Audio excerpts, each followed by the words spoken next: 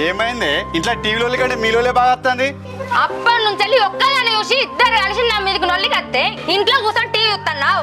అరే ఇంకా లుల్లేందుకైందో గజ్జి చెప్పే ముందు వాళ్ళు చెత్తంతా తీసి మన ఆకిట్లో పోసారు, అడిగితే నొల్లికత్తారు. ఆహా నేను లేననుకోని మీరు ఇద్దరు కలిసి నా పిల్లని లొల్లికెత్తారు. నువ్వు ఉంటే నిన్ను చూసి గజ గజ వణుకుతాం కావచ్చు ఈడ. ఇగో మంచిగా మాట్లాడు, నా కోపం అయితే అసలే మంచోని కదా నేను.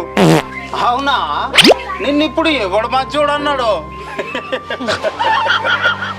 ఊకుంటున్నాను నన్ను రెచ్చగొట్టవు. నన్ను ఎగురసాత కానోడు పందిరి కూర్చున్నాడట, నిన్ను ఎవరు రెచ్చగొడతారో? సాత్రాల మీద పెట్టి నా మొగన్ని అంటావానే? నీ మొగుడేందో లావెగిరినట్టు నిక్కాసంగా నిలువెత్తు నిలబడ్డాడండి నా మొగడు. నువ్వో లొల్లికి నువ్వో ఇయ్యాల నా మొగుడంటే నలుగురికి గొప్పగా చెప్పుకునేటట్టు చేయిపో. Over action చేయకరా.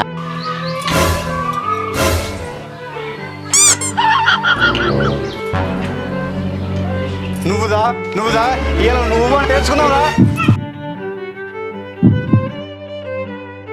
వీడేంది ఈల పీట పట్టుకుని నా మీదకి వస్తాడు.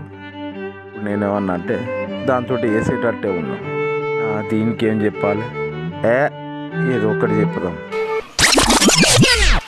అవునే, తెల్లారులు ఎత్తే ముఖాలు చూసుకుంటోళ్ళము. వానితో అవసరమా ఇప్పుడు లొల్లి? అదిలే ఇవాన్ పాపాన వాడు పోతాడు. నేను పోతాను, నువ్వు అయితే ఇంట్లోకి రా. ఇంతసేపు లొల్లి పెట్టుకొని గిట్ల పోతాడు. ఎట్లా పోతాను చూడే. అవును బాబు, ఆఖరికి వాళ్ళు నవ్వేటట్టు చేస్తుంది కదా. నిజదంతా గాల్ల కలిసే.